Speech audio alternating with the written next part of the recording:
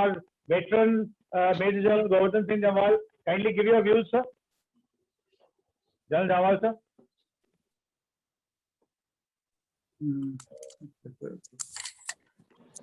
Okay, can you hear me all right?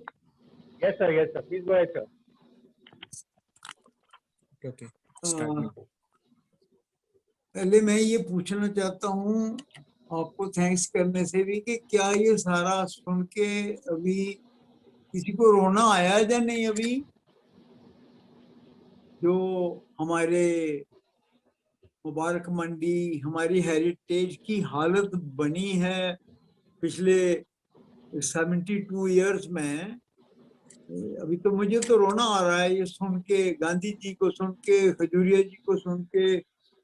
क्या कहें, बोलने को भी जी नहीं कर रहा कुछ भी, क्योंकि ये सब कुछ हमारे देखते देखते हो रहा है। हम लोग सब देख रहे हैं।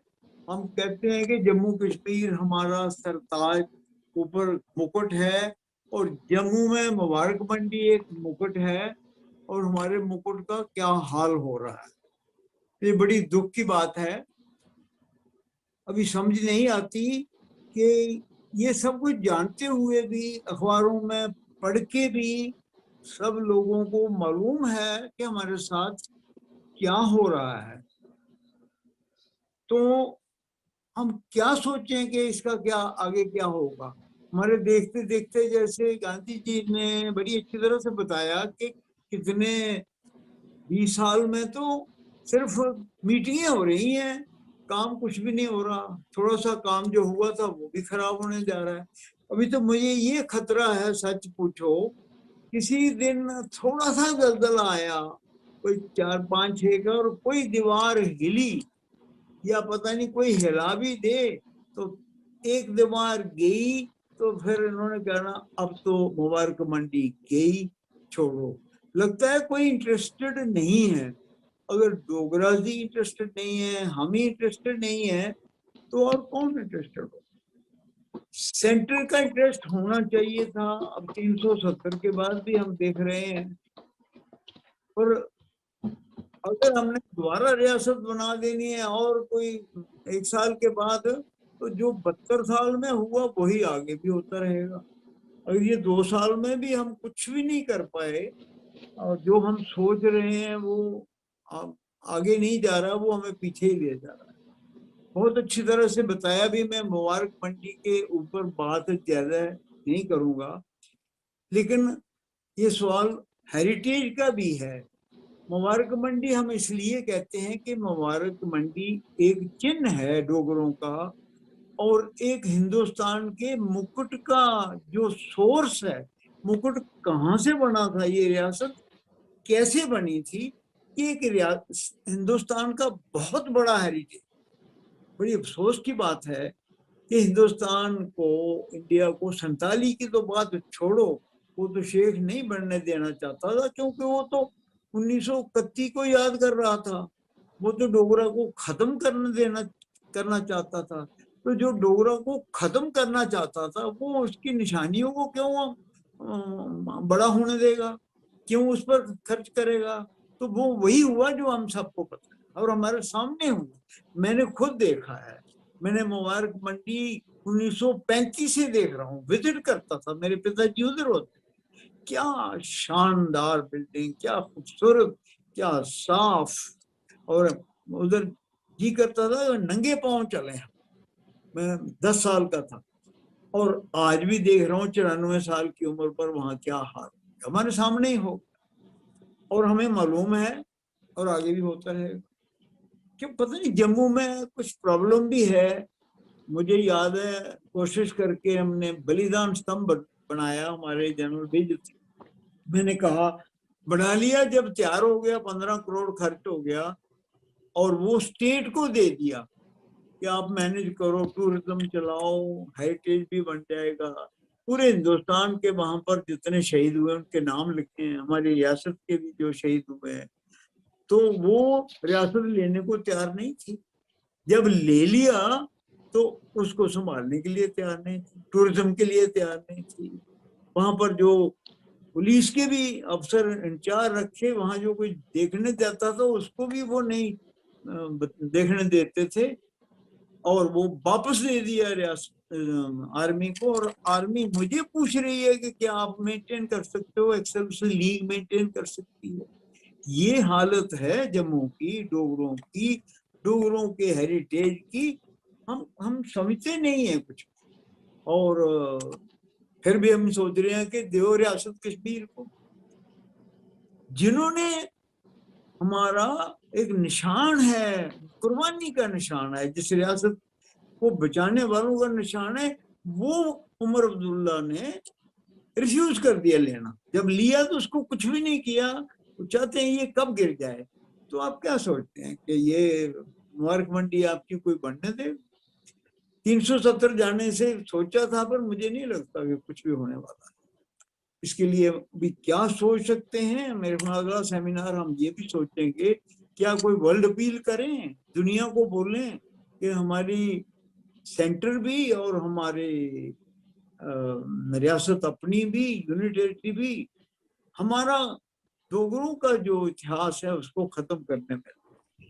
अभी हमारा वहां पर आर्काइव्स हैं, मेरा आर्मी हेडक्वार्टर है, इसी आर्मी हेडक्वार्टर में मैं भर्ती हुआ था, मेरा पहले दिन का रिकॉर्ड वहीं पर पड़ा है, मगर मैं देख ही नहीं सकता। मैंने बड़ी कोशिश की है, वो नजर ही नहीं आता, पता नहीं जल गया है कि 10 तो आग लगी है वहां पर, और नीचे चला गया है, पता नहीं वो अभी भी कहीं गठरी बांध के रखी हुई है।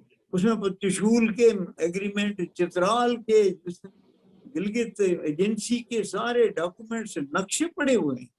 बड़ा हिस्टोरिकल है, स्ट्रेटेजिक एरियाज का सब कुछ है, मगर हम देख भी नहीं सकते। मेरी रेजिमेंट के रिकॉर्ड यहाँ पड़े हैं। मेरी रेजिमेंट को तो शेख साहब ने निकाल दिया और पहुंचा दी वहां पर जबलपुर में, कोई कनेक्शन ही नहीं रहा मेरे, उसी का मैं एक ही जर्नल रह गया था। मैं समझता हूँ कि जाने से पहले कुछ ना कुछ वो जो निशान गुम हुए हैं वो सामने आ जाएं और आगे बच्चे पढ़ने वाले याद रखें। अब मुझे ये आगे के लिए ये सोच रहा हूँ कि क्या हम सब मिलके मोदी जी से, वही उनके ऊपर ही है कुछ, बाकी नीचे कुछ नहीं होने वाला, कह सकते हैं कि आप आजादी का बड़ा अमृत महोत्सव मना रहे हैं, और जैतले जी का वहाँ हीरानगर में बना दिया, बहुत बड़ा शानदार, बहुत खुशी हुई हमें।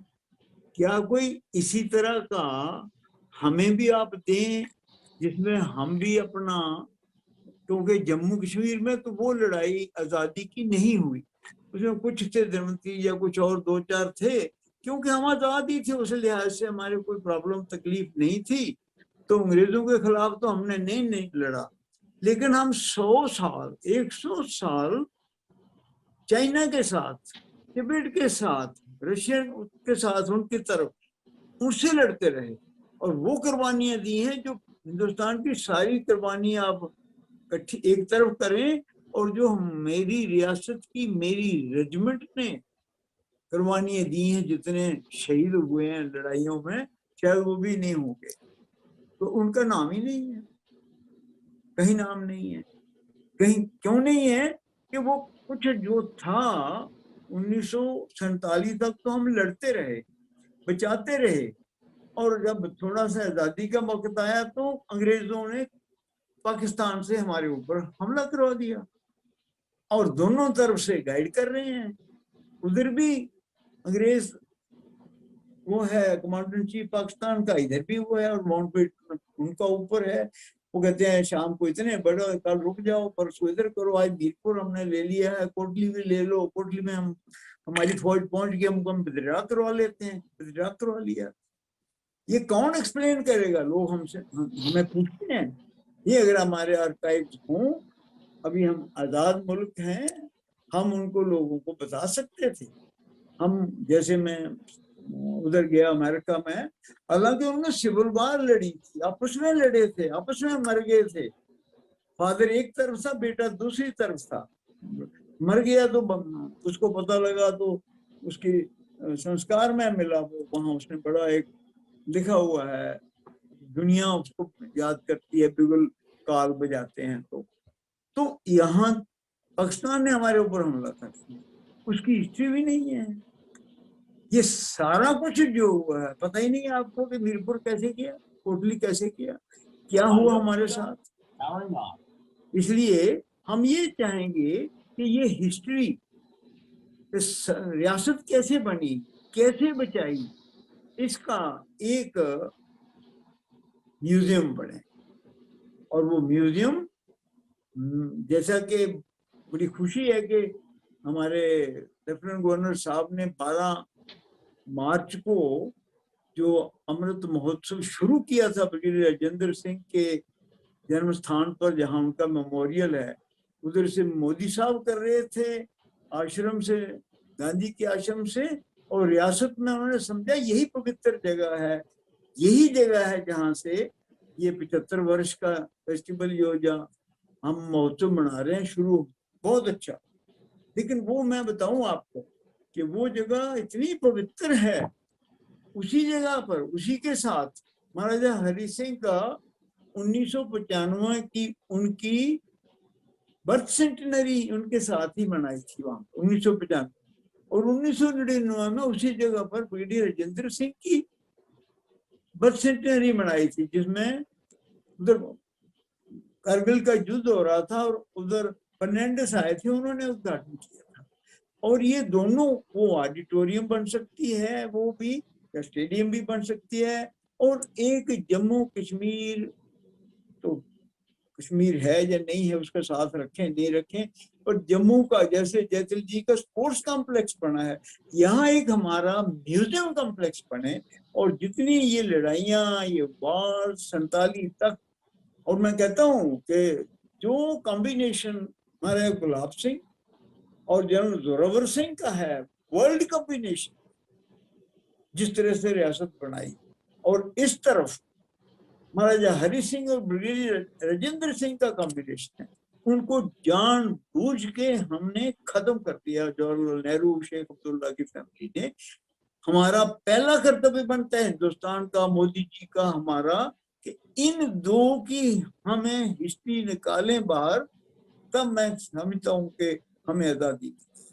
तो ये दोनों मिलके उस जगह पर ही राजेंद्रपुरम में एक वर्ल्ड क्लास म्यूजियम बनाए, अप टू डेट, उसमें काम अलहदा शुरू हो जाए, और वो 75 वर्ष का ये जो है इसमें जाना चाहिए। जो मुबारक मंडी है वो तो जैसे आप सब कह रहे हैं खजूरिया साहब, मैं खजूरिया साहब से ये भी कहूंगा कि लोगों की और एजुकेशन करनी पड़ती। एक अच्छी बात है, हमने अभी कल परसों बात भी की है, कल डिविजनल कमिश्नर से, उनका कहते हैं कि मेरा मन खुला है, जो अगर आप मुझे कन्विंस कर लोगे हम सबको, गवर्नर साहब को, तो वो नहीं होगा। तो मुझे लगता है कि कन्विंस करने के लिए कोई मुश्किल नहीं लग रहा, तो हम सब गांधी जी और ये खजूरिया, दूसरे जो हैं समझदार जानकार, वो शुरू हो जाए और अगली उनको लिखें गवर्नर साहब को कि ये नहीं होना चाहिए, वो मेरा ख्याल है मान जाएंगे, और मुबारक मंडी को भी बनाएंगे जैसे लोग चाहेंगे। और मैं समझता हूँ ये अगर स्टेट आ गई जम्मू यूनियन टेरिटरी से ही, और इलेक्शन हो गए और कश्मीरी आ गए, तो ना मुबारक मंडी बननी है ना कुछ और बनना है, सब कुछ कश्मीर चले जाना है। तो मुझे नहीं लगता कि प्रायोरिटी ये काबुल की तरह प्रायोरिटी कहाँ दें हम, सोच लो जरा। Thank you. Thank you very much, sir. You enlightened us about your views on this. और आपका ये कहना है कि इसको प्रिजर्व करना है, ये हमारी हेरिटेज है, हमारी हिस्ट्री है, और अगर बाई चांस ये स्टेट बन जाती है पहले की तरह, तो शायद ये मौका हाथ से जाए। We should be able to do it. Please like and subscribe.